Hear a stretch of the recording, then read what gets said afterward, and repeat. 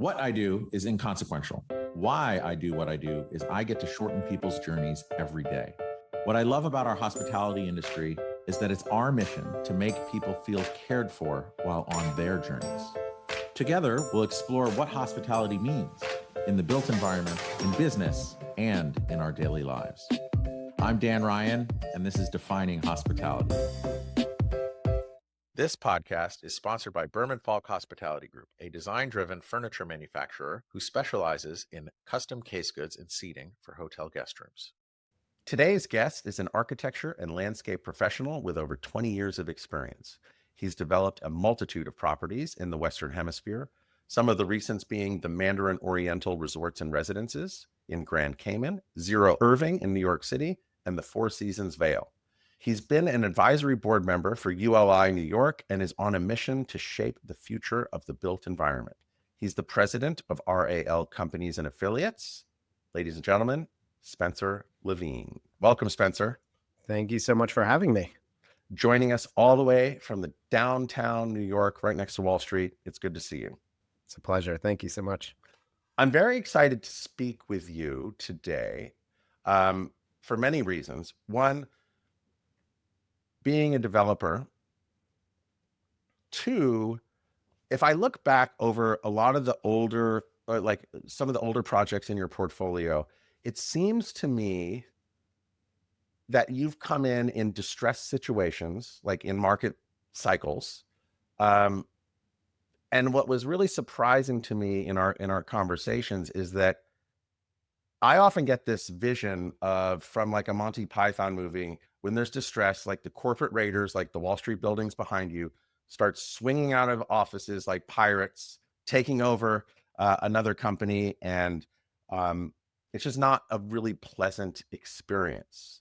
But what was super surprising to me, and where I'm super curious to learn from you, and so our listeners can learn, is it seemed like in talking to you, there's such a passion and appreciation for coming in these difficult times and getting the whole team realigned and executing and delivering an amazing project. And there's like such a an opposite view to that pirate image in my head. Very much so. And I want to learn more about that. And I want our guests to learn about that process and your kind of cycle in your career and in your company's arc.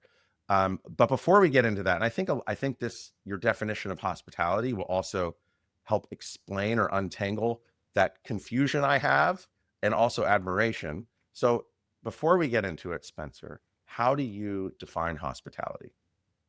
So in thinking through this, I was thinking about the idea that hospitality and how it resonates with me is my experience in developing hospitality. And from my standpoint, why I love developing hospitality projects and participating in hospitality projects is there's this tangible, very visual reaction. There's a unique experience to everyone that walks into that space. Unlike some of the other programming that we work on, we work across the board and commercial, residential, everything.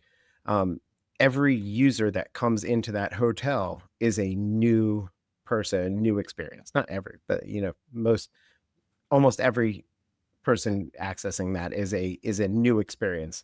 And you get this as a developer, you get this amazing experience to be able to see how people react to the work that you're delivering. So there's this tangible reaction that you can feel as a developer. And then that feeling and what hospitality and how it's resonating with that person is really, and how I think it really comes into play is there's a feeling that you've arrived at a home. It's, obviously not necessarily your home, but everything's thought out. There's well-conceived spaces. The most successful hospitality is they've addressed all your needs. The spaces, the service, the experience addresses your needs at that time, and everything's taken care of and thought out. And that's what hospitality is to me. So that's why when I speak about hospitality too, you'll find that it's not always just about hotels. It's about hospitality resonates throughout all of our work, because hospitality is this, to me, it is this process that has been thought out through the project, and we've and you've delivered on all of these needs or reactions at that time. So thank you for that. And one of the things that I think has evolved with this podcast and also my feelings of hospitality. Like, this podcast started off as people who were owning, operating, developing, designing hotels, restaurants, bars, resorts, but it's grown into this other kind of entrepreneurial set and just other people who are hospitality adjacent. I think like what you're saying is hospitality touches everything. It's a core human function, right? To make others feel at home. But I also think that with the hospitality projects that you work on and our hospitality industry has the opportunity to impact so many more people than a multifamily development, a single family home, an office, because every night there's a new leaseholder for a room, right? And in a 200 room property at 80% occupancy, you're getting, I don't know what, 100, I can't do the math right now because my brain's not working. But you have a lot of opportunities to create an impression and impact others. You do. And I think as a professional involved in those projects, that's what makes them so special, because you get to experience that. If you hang out in a lobby of one of your projects that you've worked on for, 15 minutes at prime check-in time, you've got, you might have as many as 30 or 50 new impressions of that space, or that first representation of the work that you've delivered. And I think it's really a special feeling. You don't necessarily get that with any other program. I just fact checked myself on the math there. Yeah. It's basically 160 new leases every night if it's a one turnover. And if you multiply that by 365, it's 58,000. Let's say some people do multiple night stays. Let's just take it down to 40,000. You have 40,000 unique impressions that you can have. And in this built environment that you're so passionate about, to have those guests not only have an incredible experience or a moment, but then it's like kind of like seeds of a dandelion. When you blow the dandelion, it's like a diaspora of these people that go on. And I think hospitality, more than other built environments, has the ability to create legions of people with new experiences and a new way of thinking about interpersonal communication, about the built environment, about building lasting memories. And so that's why I'm actually very excited that you work on so many different types of real estate projects, but hospitality is one of your favorites. Absolutely.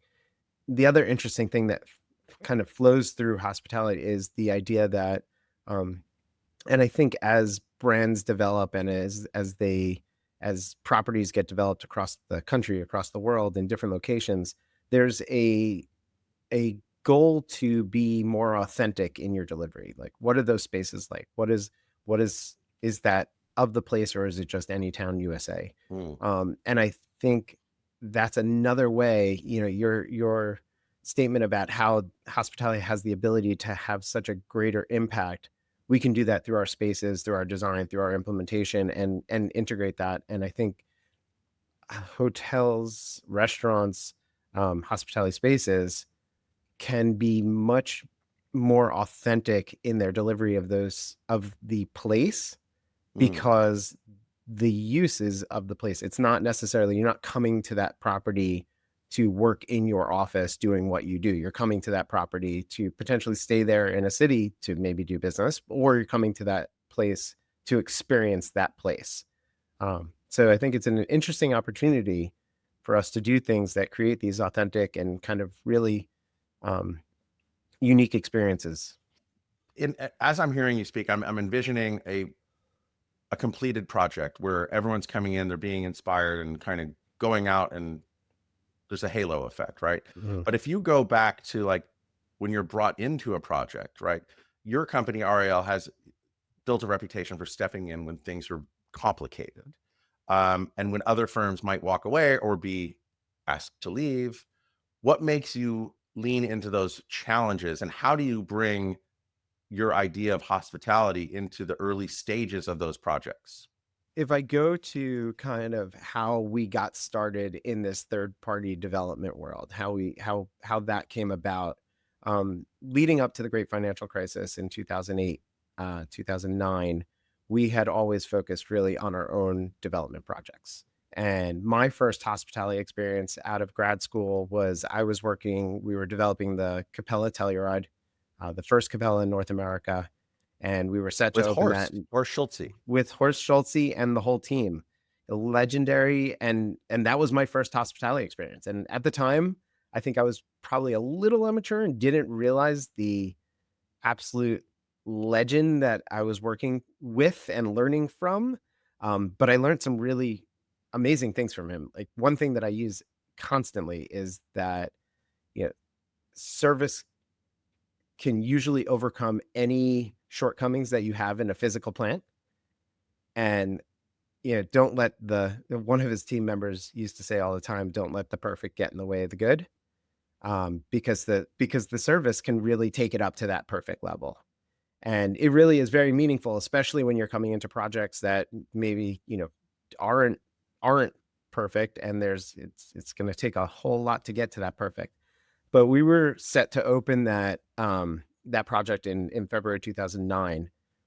The great financial crisis hit in 2008, and I was very young. I was commuting from New York, and learned a lot about the hospitality process, and learned that really, you're not just building something for the guests, and you're not just building something for the brand, but you also have to be very responsive to the partners in the bank. And what it does is it forces a certain amount of creativity, because you've got guardrails, you've got constraints from all these different directions. You want to deliver this perfect guest experience, and you want to respect the brand standards, but you've also got the realities of budget, schedule, and all the requirements of your lenders and your partners. So it forces you to be really creative about how you deliver these projects. As we kind of worked our way through the great financial crisis, we had finished off our RAL projects, our portfolio projects, and we started getting calls from our 30 plus years of relationships prior to that, from different banks and institutions who had projects or properties of all different food groups. It wasn't just hospitality, across the country. And at that time, we ended up getting involved in upwards of 36 projects across the country. Wow. And some of them were very small, and some of them were, we need you to get engaged for 2 or 3 weeks to go figure out what is going on with this loan that we placed in somewhere in the middle of America. This was all, to us, our greatest investment. It was a realization that our greatest investment over 45 years was really, and my father, who started the company, Robert, always says this, his greatest investment over the 45 years has been in his people. And we realized we have this bench that can creatively problem solve, has no ego, and just wants to deliver great projects. Obviously, when there are portfolio projects or when there's someone else's money, they have to work financially.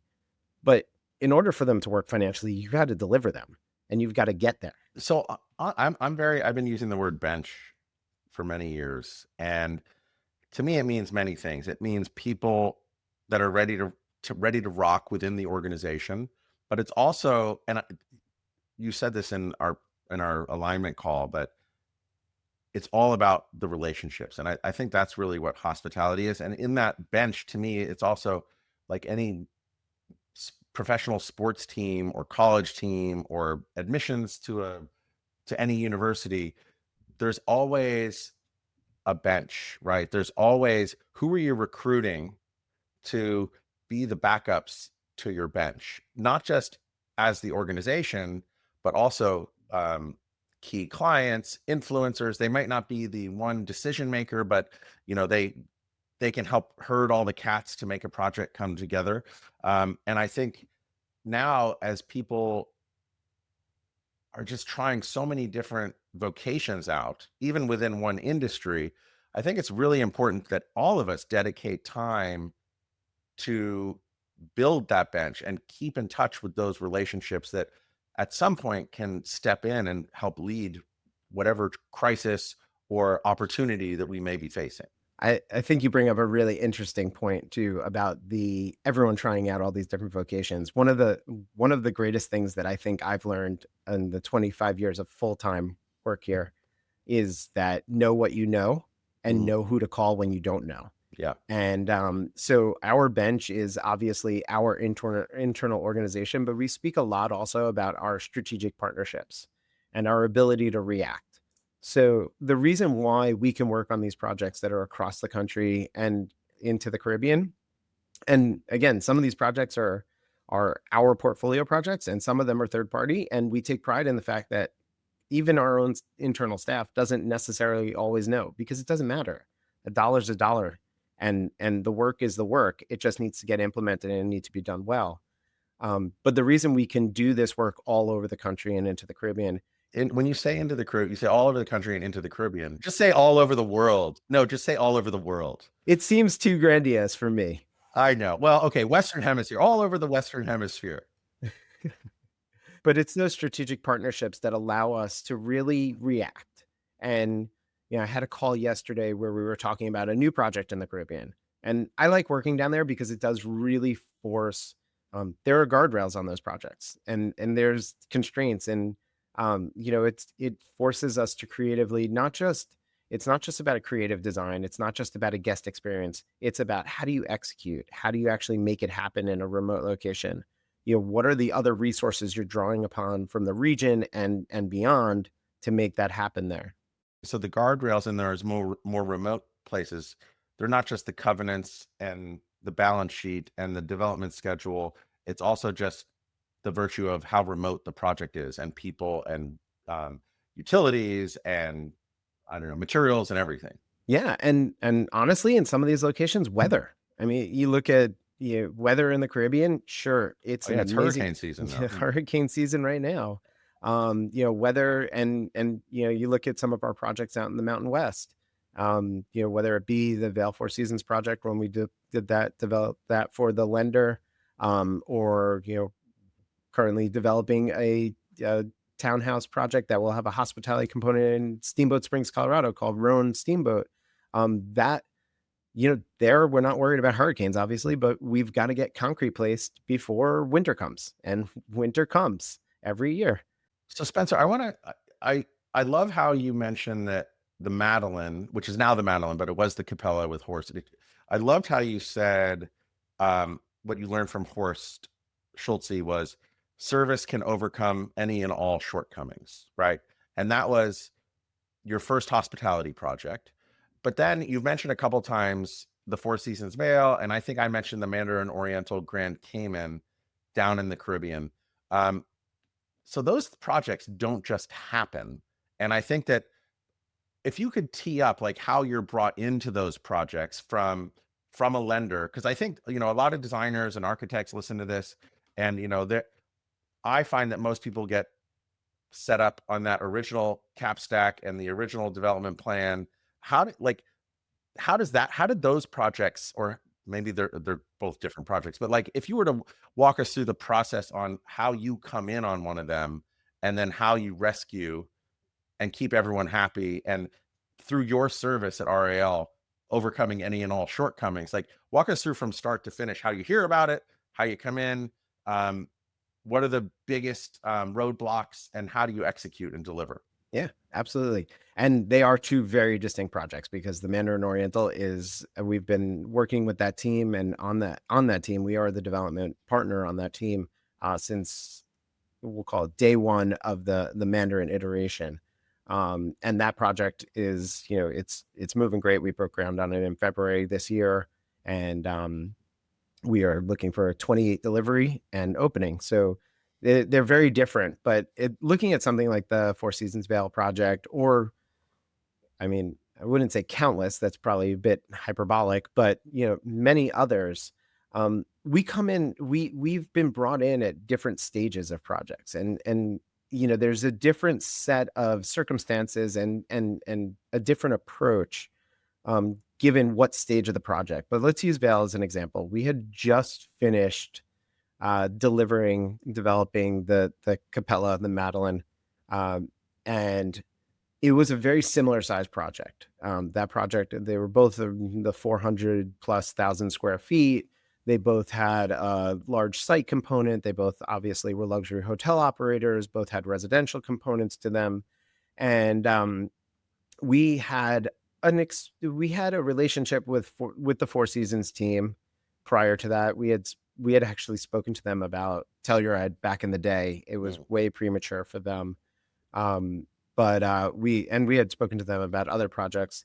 In addition, the lender is usually in a lot of these cases, the lender or the financial partner is who ends up contacting us or introducing us to the project. And often that happens in a very soft way. It's a drop in a conversation that we're having about another project where, there might be mention of, issues or something, what they're looking for, or maybe they just need a bank level inspector or a bank level presence in that project. In the Vail project, we were contacted by the lender. There were concerns and I think those initial concerns were probably related most to the great financial crisis, not necessarily to everything that we discovered or became part of once we got involved in the project.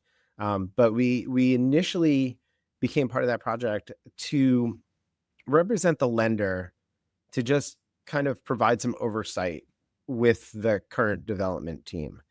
And as we got engaged, we actually placed one of our full-time team members out in Vail. It ended up growing from there, what our staff presence was. But the other unique part of how we do this is our team members that are on site are all professionals. So there's a certain level of experience that they've gained in the industry prior to participating at that level. So we put someone out there who was used to remote locations, who had just come off of participating in the Capella project. And we were falling into, in that case, these remote locations also, these small towns typically have very stringent entitlement processes, the permitting, the design approvals, all that. So this project was fully designed and approved well in advance of us getting involved in it. The foundation was in, several floors of concrete were poured, and we got involved to just kind of be there as a presence. As we were there, we found that they really needed a lot more. And we're not the group that looks for problems. We are totally solution driven, both on our own projects and our third party projects. We're looking for solutions, never looking for the problems. And that project just kind of kept percolating. It was a little bit of the game of whack-a-mole. There were problems with certain specifications. There were certain buyout problems. There were actual execution problems with the construction. We got through that process, and at a certain point, the issues that were being discovered necessitated a change in the contractor. So we're not afraid to be the voice in the room to make sure that ownership and the people with the most risk at hand know the facts. I mean, the truth is the key to making these projects happen. And that's how the transparency is what makes the teams work. So we talk about, how relevant the brand is, the design team, the contractor. And what's most important in these hospitality development projects is that there's someone that's liaising between all those different entities, managing all of those different entities' needs, and choreographing the approach and the solutions. And that's really what we do. And I just want to also educate the listeners so that, just so everyone knows, and you probably already know this, but like when any development project is going on, there's equity partners, and then there's the bank that gives the debt financing, and the debt is managed by contracts and covenants, and that is like the bedrock for how it goes. So when the project goes sideways or is on the verge of going sideways, all the limited partners and the equity partners are, you get a higher return than the bank might, but there's a bigger risk to them, and they could get wiped out in some cases. There could be a workout where they get diluted, but the bank is holding the paper on that. So when it starts going sideways and the bank comes in and says, hey, we need help here, it's about to get very messy for a lot of people. So I just want everyone to understand that. But I also want people to understand that you're not only coming in on distress deals. That's kind of like, you've had a lot of opportunities to do that, but you're also a developer at the very beginning, where you find the property, you model out the pro forma, you bring in the partners and get the debt financing and go. So I just want everyone to just be a little bit clear about that, because I'm also learning as well. And that's why I was saying that the Mandarin Oriental project is so different Yeah. than that Vail project and the Mandarin project, because it does really, what it does is it shows our kind of breadth of how we work. And I will, you know, it's important that I always say it doesn't matter whose project it is, if it's ours or someone else's. You know, the execution of that project is rooted in the skill set and the creativity and the solutions that it's going to take to deliver it. And that's how our team operates. And that's how I learn to operate. You know, I always say that my greatest asset and probably my greatest liability is the fact that I will never point a finger and say it's not my job. I wasn't raised that way. It's all solution driven. So we get involved in a project and we deal with whatever needs to be dealt with in order to execute that project. And yeah, I think that's kind of the underlying. So, you know, the Mandarin project, as you said, is it was different. We were introduced to the team who had put together the land. It's an amazing piece of property in Grand Cayman on the South Shore, the only white sand beach on the South Shore, 800, 900 feet wide, 300 feet deep. And then Ironshore, we've got, you know, I think about a half a mile of shoreline. I mean, it is stunning. If you go to the website, and we'll have the link in the show notes. If you go to the RAL website, the renderings are freaking amazing, by the way. It looks like it really exists. And I know you just broke ground in February, so it's probably on its way to becoming that. But the renderings are fantastic, and the beach, and I mean, it's really quite a stunning property of two different types of buildings, but they are speaking the same language. And you can probably explain that better than I can. Yeah, that's part of what our job is to put together that team, that figure out what is the overall program for the site, obviously, who's going to be the brand and operator, but also what's the design language that we want to deliver here. And in the case of the Mandarin, the site is 67 acres in total, which is an enormous piece of property for Grand Cayman, with all of this beach and coastfront. And what we wanted to do is we wanted the master plan to have the ability to build over time. So we knew, you know, the hotel core itself and the hotel towers are located at the beach. That's kind of the hub of activity, right? Everyone's going to draw in that area. So you've got your restaurants, all of your lobby, and you've got this beautifully designed hotel towers that include the 91 standard hotel keys and 20 residential condos up above. And this was all designed and concepted by Hart Howerton, and they're awesome at what they do. They're just really good hotel hospitality designers. And then the interior designs are by Meyer Davis on the hotel core, the restaurants, and the hotel towers. And then because the site is so big, we've got these opportunities to build some residential only properties as part of this. So they're branded residential, and we've bifurcated the site now into what we call the beach house and the ocean house. The beach house is the area of that main hotel core, all that activity, and then the ocean house is up along the Ironshore, on the other side of the hotel core. And what we wanted was, we wanted the design to be compatible. We wanted it to feel like a family of buildings, but we didn't want them to be twins.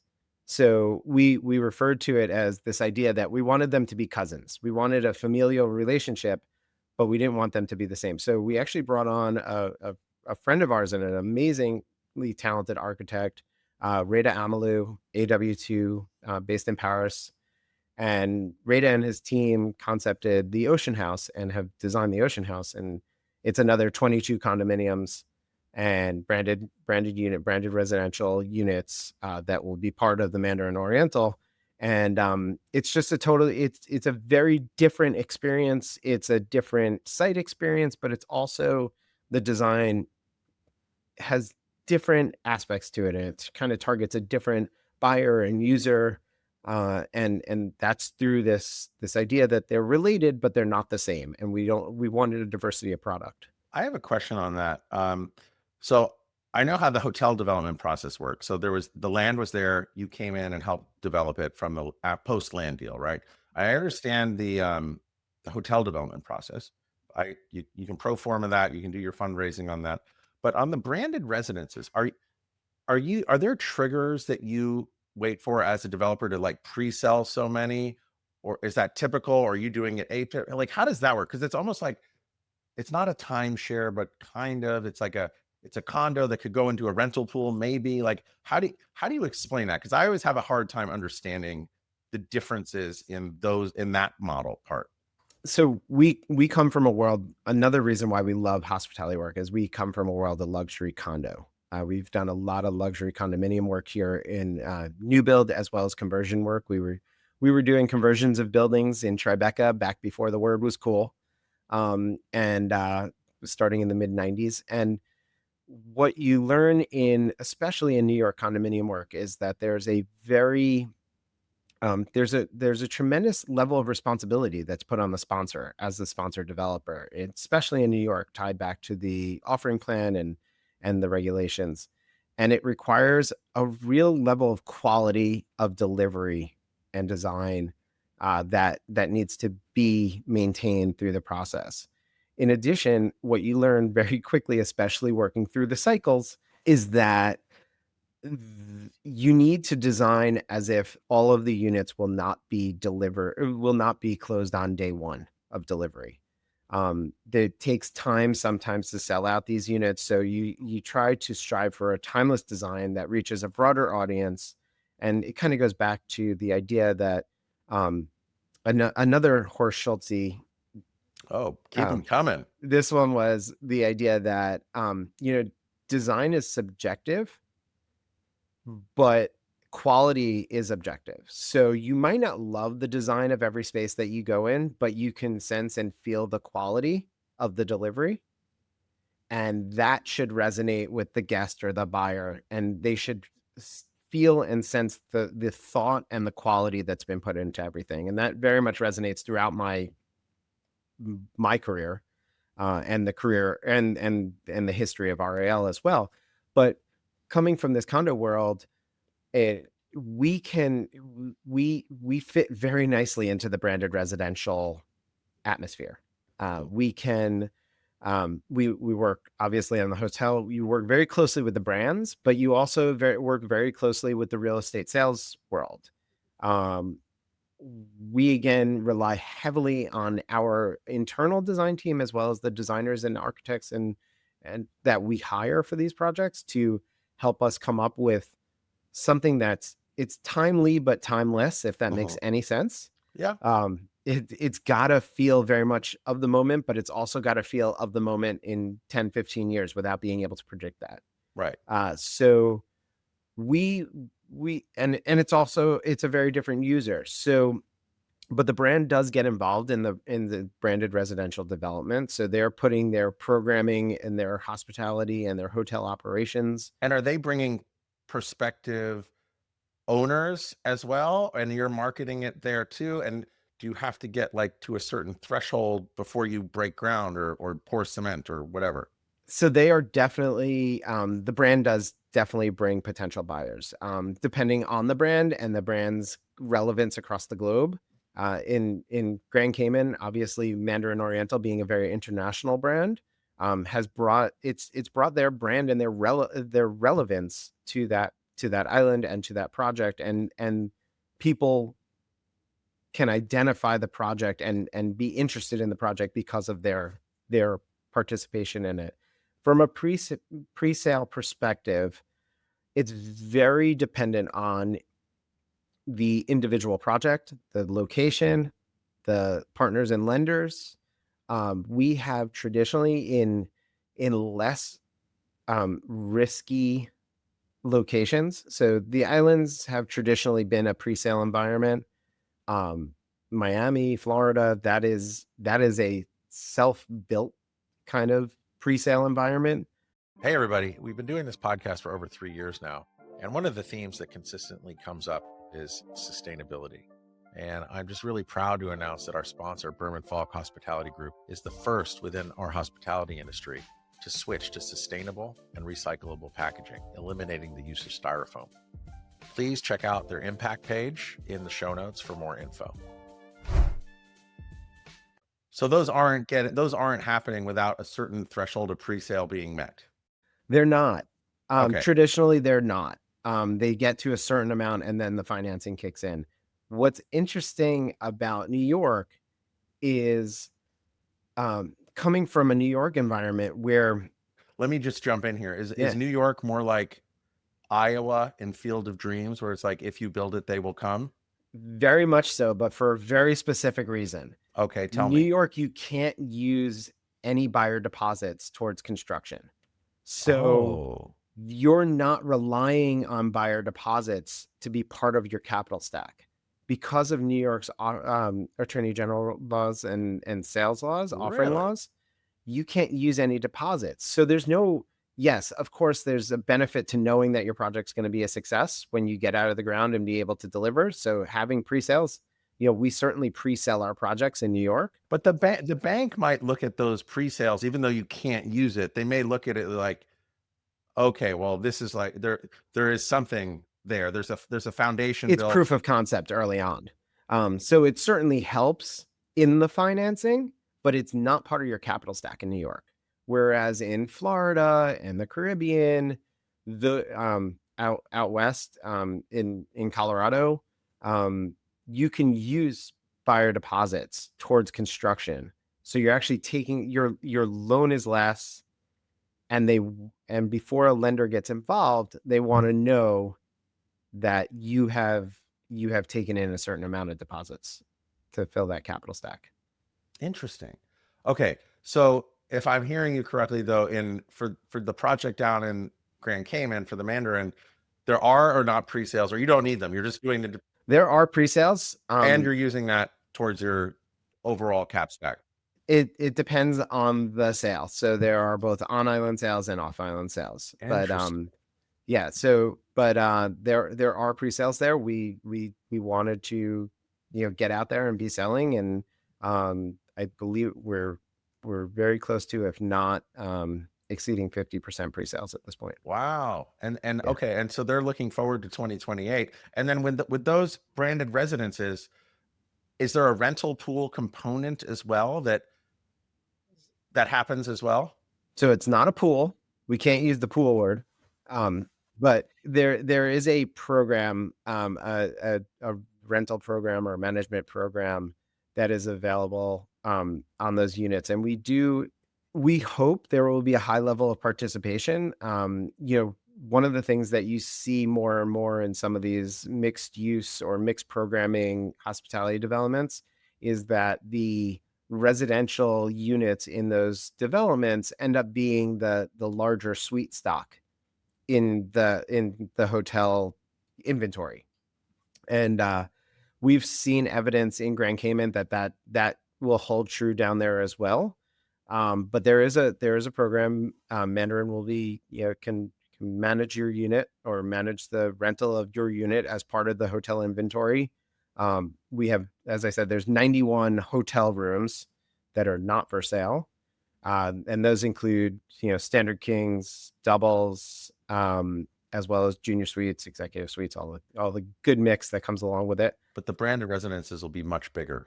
And the branded residences are much bigger. Multiple bay, different room. Yeah, our branded residences, I believe the smallest layout that we have is a 2-bedroom, and I believe it's a 2-bedroom plus, and they go up to 5-bedroom. And then, oh wow! And then with something like the bigger units, those you can book them through Mandarin Oriental or maybe other OTAs, or does the branded residence thing go through like luxury, like vacation rentals? And it's very specific to the jurisdiction and how the underlying documents of the development are set up. So in that case, the hope, and I believe, yeah, I'm gonna go with the hope is that all of those rentals will be managed through Mandarin, through the Mandarin process, and be part of that inventory. Okay. And then if you do rent that for like a family reunion or a larger get together, you're still getting the housekeeping service Yep. and turn down or whatever. Or I guess you can say, oh no, we just want to be here as a family. No, the intent is that it operates like a Mandarin hotel room. Oh, wonderful. Yeah, Okay, cool. And that is an exquisite experience. I've stayed at a lot of Mandarins over the years. It's awesome. it will be. It certainly is. And then Mandarin Oriental, I assume when this is done, that's probably going to be one of the nicest hotels on Grand Cayman. Um, what's the, and you may not want to speak for Mandarin, but I would always imagine people, like you said earlier, is just the hardest thing to get right on any project. And I would assume for that level of service that you would expect from a Mandarin Oriental, it'll probably be difficult to find people on Grand Cayman. Do they have a specific strategy for recruiting, building their bench, so to speak? They must be building it now, training, showing them the Mandarin Oriental way. Yeah. So in our discussions, there's certainly no stranger to remote locations or these resort locations. They certainly have started planning early. But they do have a very localized approach. Their goal is um, to hire locally where possible and train and provide the opportunities and the skill set that will be needed for people to work for Mandarin in Grand Cayman. Certainly, they'll probably have some off-island labor that they'll bring in, but but I do know that they do have the ambitions of trying to hire as much locally as possible. It's very similar, honestly. We've got a decent road to get there with the actual construction and execution, and it's a very similar strategy to what we're pursuing with the construction. You know, the best means is to find local skill, or find local labor that can help implement this work. And so it doesn't. It's interesting because obviously it's a very different employment pool, but it's the same problem that we face during the development process that then kind of becomes part of the operation team's issues. Cool. Thank you for sharing all that, and thank you for educating me and hopefully our listeners. I want to switch gears, and your dad, Robert Levine, founded RAL, and what lessons from him do you carry into every single project? And also, all listeners, we have been on warning that Robert may enter into the where he's recording right now because he just might do that. And I got to be honest, he did walk in, so he won the most likely to walk into the room today, despite the signage saying you're recording. Despite the signage, he does not, as the RAL, he does not have to acknowledge signage, I don't believe. But he did drop off a bowl of fruit on my desk. So the hospitality rolls, it's very deep in our organization. But he there's so many lessons that I've learned throughout. My siblings and I grew up in the business. I'm the middle child, and I'm the most like Robert. But we grew up in the business, and Saturdays were for checking jobs. Sundays were for RAL. Actually started as an architectural firm, and it was primarily focused on big box retail, supermarkets, and retail centers. And so Saturdays were for checking jobs. Sundays were typically for supermarket openings. And that's what our weekends were. And we were part of it. We knew the team. We talk about bench, and bench has been such an important part of my life. It's the people that I work with today are, some of my closest confidants in the business. We came into the business together, even though I was in high school when I started originally. But there's an incredible amount of respect that we have for bench and for people. which is so relevant in hospitality, but so relevant in everyday life. And it's something that I'm trying very hard to teach my kids too, because everyone has a role in every project and in every part of life. And we talk a lot in this company of leave your title at the door, where there's something to learn from everyone on a job site. And that's something also my grandfather taught my father. My grandfather was a commercial painter. That's how my father got into the supermarket business, actually. We painted supermarkets, and we still to this day maintain a third generation commercial painting business. Totally different conversation. They do not paint hotels. Retail is a very different painting job than a hotel. But so the respect for people and the opportunity to learn from everyone on a job site is something that I have learned. I am teaching my kids, and something that everyone in our organization truly believes. Uh, the other thing is, I think I mentioned earlier, this idea that you don't know everything. It's as important to know who knows as it is to know it yourself. And putting together it kind of all goes back to people, which is, it's kind of crazy.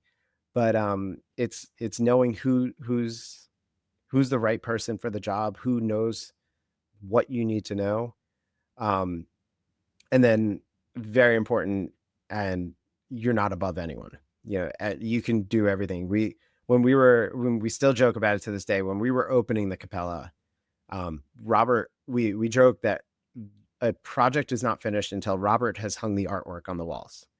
So when we were opening the Capella, not only did Robert hang the artwork in throughout the resort, but Vince from my team, who's been with Robert for almost 40 years now, and I were hanging TVs. And that's just what we do. And if we got to grab a broom to finish off a project, we grab the broom to finish off a project. It's just what needs to get done. I love that. And that's one of the things I learned from an early mentor of mine is that, early in my career, I was buying furniture for hotels. I worked for a purchasing company for a couple of years. And then when I was 26, I started a company selling furniture to hotels. And when I was 26, I was running, or before that, when I was purchasing, I was buying all the FF&E that would go into all these hotels up and down the West Coast. And what I learned from my boss and mentor, Steve Higgins, who's no longer with us, and he's insane, and I miss him, but he would get everyone down to that hotel when it's opening, like pre-opening. There's all the installers and everything else, but I'm carrying lounge chairs and ottomans down the hall, wearing the calluses off my feet. And he had this ability to get everyone to laugh, but also maintain intensity because he was so wild. But it was what I learned is that we're in the business of opening hotels. It's not that we're doing this one little job. And I've taken that into every other business I've ever been a part of or started, is that we're in the business of opening hotels.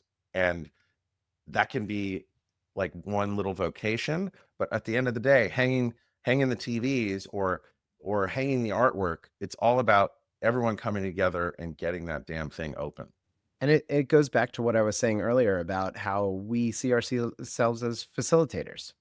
That's it's because it's all about delivering something. It's about advancing something. It's about delivering something, and it's about working together to do that. We're not developers. We're not spreadsheet developers. Oh, you're rolling up your sleeves and getting in there. On Saturdays and Sundays, you're checking the Yeah. projects and going in and walking the retail stores as a high school student. And then, so that actually leads me to my next question is, so having started in a family business, that's always challenging, right? Especially with multiple siblings and you being the middle child, I assume that there were just families are families, right? And shit's what it is. But since you've become president, has your definition of success or a job well done changed? A job well done is still, I'm still focusing on the actual execution and the what did we deliver. And I don't think anything has changed with that. I think the um getting more involved in the actual business and administration end of the business, as president, and always being concerned about pipeline and having to not just focus on the projects and what we're doing, but also focus on the business and delivering and ensuring that our bench is secure. Our bench is, we've got work for the bench always. I think that's probably how my views have changed most. It's because it's not just, as you said, we're not just opening a hotel. We're focusing on, a portfolio of projects, and what is that portfolio today versus what is it next year. I also think an interesting juxtaposition between our portfolio projects and the services work, and both have different requirements from a business aspect and how I see those and pipeline. Okay. We were also talking about, your path of leadership through outside organizations, whether it be ULI or YPO, and I'm sure there's other ones in your community. And since becoming president, how's your company culture changed? Or like where do you think your fingerprints are on any kind of changes in company culture, or all that, I call it Kool-Aid drinking stuff? But I also think that's the most important thing, because if you get the culture right, and it sounds like you already had a great culture, but are there any things that you're like new culture ideas that you're bringing that have your fingerprints on it? Yeah, I think I mean we've always had an amazing culture here. We've always been about the team and about the projects and working together. To the point where, we'll often get the question from our partners or clients, like, who is the point of contact? Who am I dealing with on this project? And I'll say, well, you're dealing with this person, but everyone in the organization knows everything about your project. And they're like, well, how could that be? Like, well, because God forbid something happens, the project's got to go on. And we've got to be able to still answer your questions because you're still going to call tomorrow. So we've always had this very, this very communal approach to how these projects happen. The other benefit to that is you get the shared knowledge of everyone.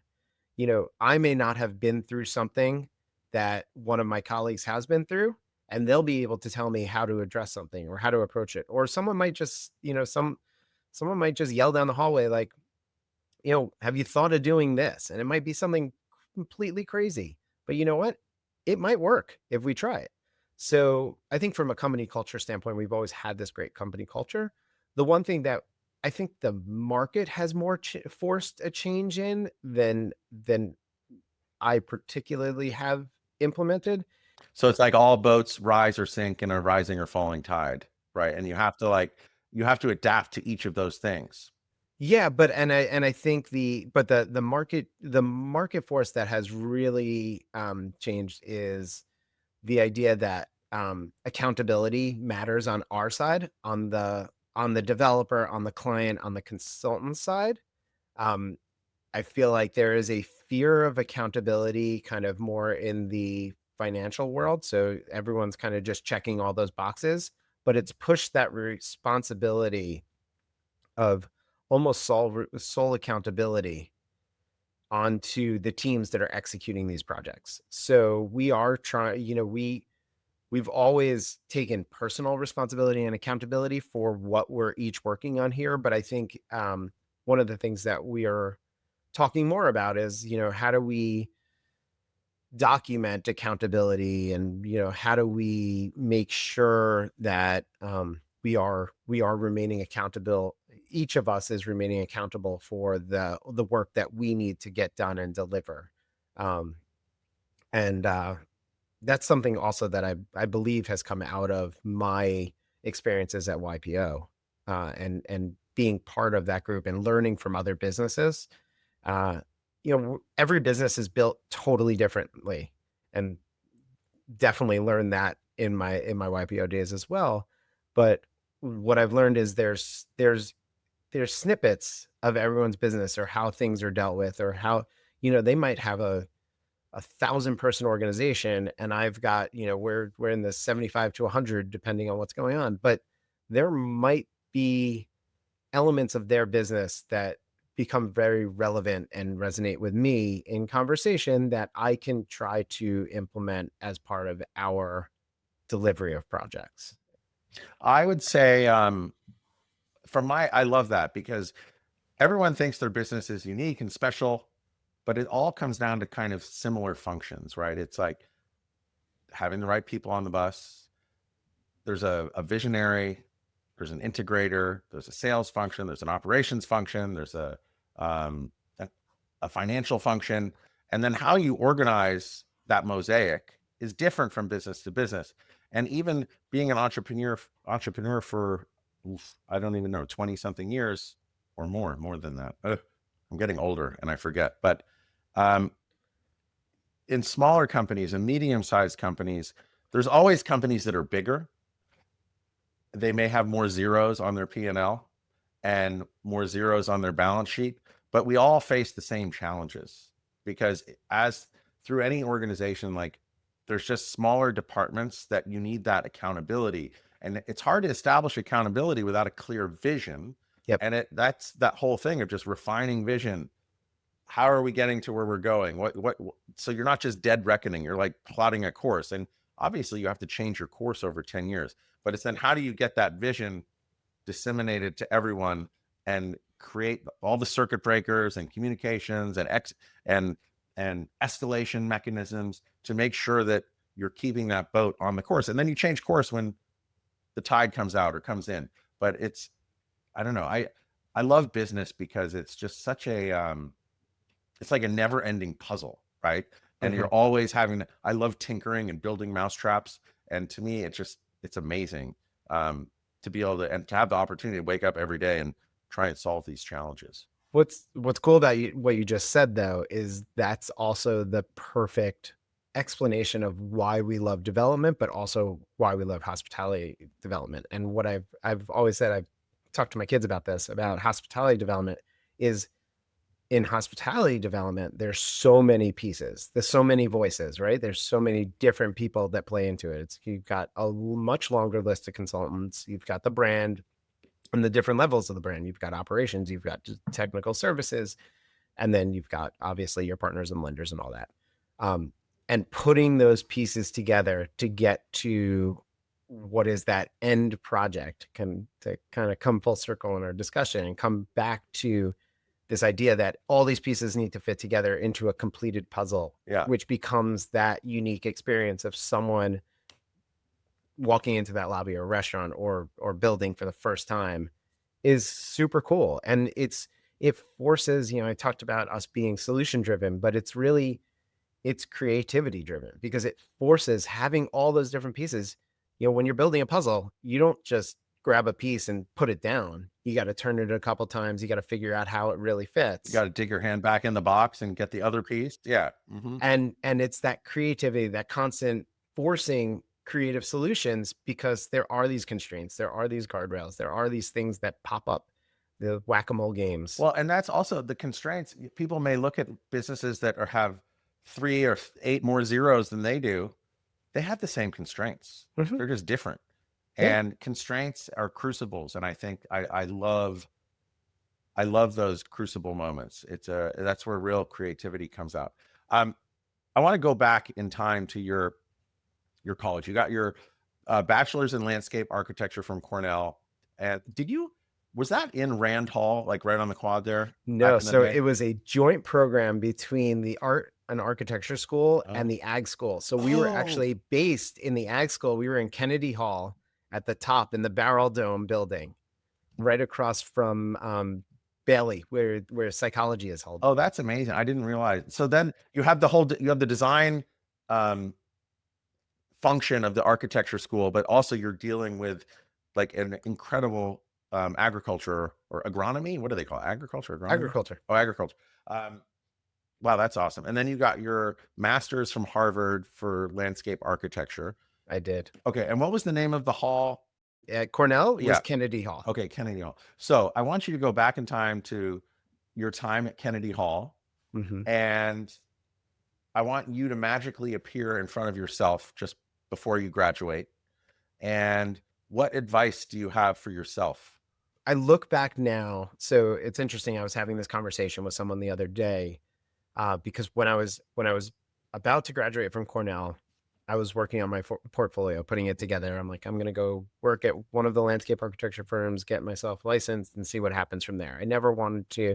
I loved the family business, but I thought that it was a bit of a shortcut to join the family business immediately. I thought I had to go out and work for a landscape architect and, prove out my 4 years there.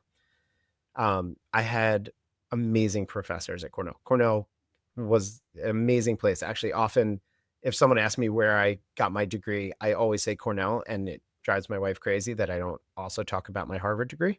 Well, at least you don't say, "Oh, I got my master's up in Boston," because that's Yeah. always the big tell. Yeah, Or Cambridge, right? yeah, yeah, yeah. Yeah. Own it, Um, own it. It's great. but I had a professor who said to me, you should really consider applying to GSD for a master's, because if you go right into the working world, you're never going to go back and do it. And she knew I had the opportunity to do it. She knew my parents, and she said that if I told my parents that I was applying to Harvard, there would be no other option but to apply to Harvard at that point. I said, fine, I'll Because apply. once And you if told them that, they're like, oh, yes, they were all in. they can't wait to tell all their friends. Love it. Exactly.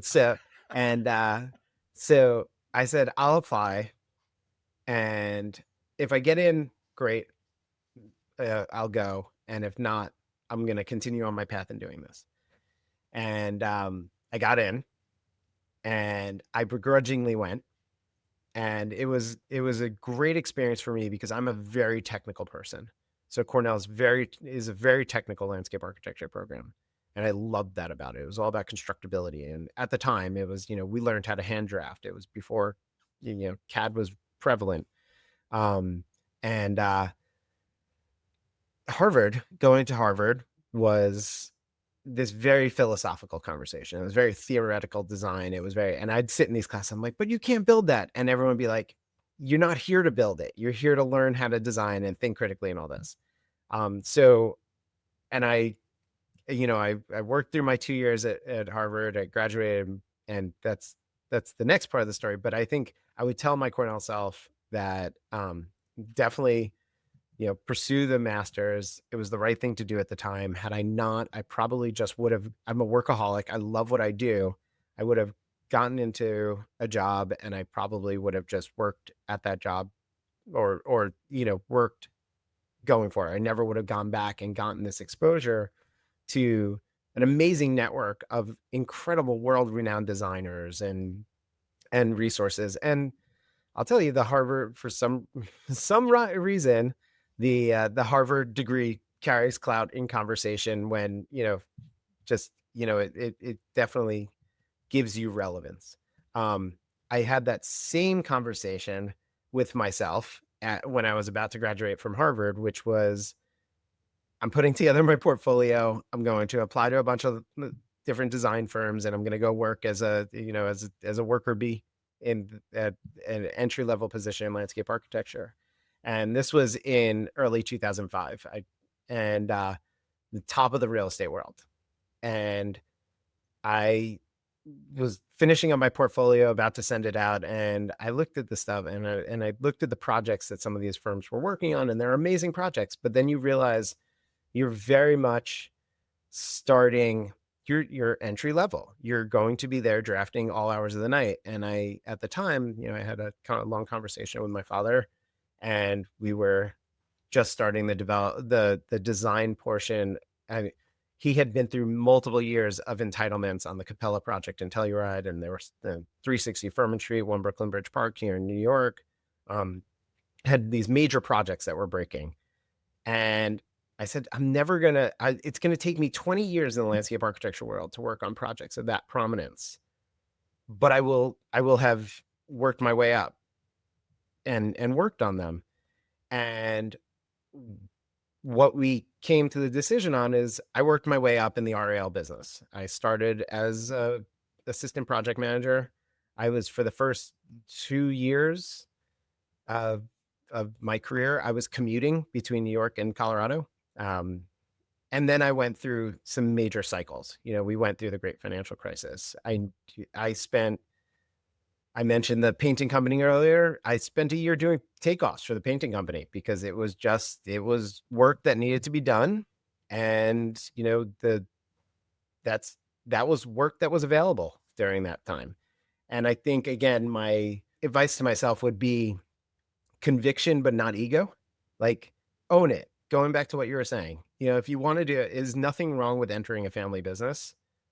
It was not a nepotism thing. It was, I was going to come in, I was going to work through these things. I was going to learn from, at the time, I was learning from our director of construction, who was one of the best in the business.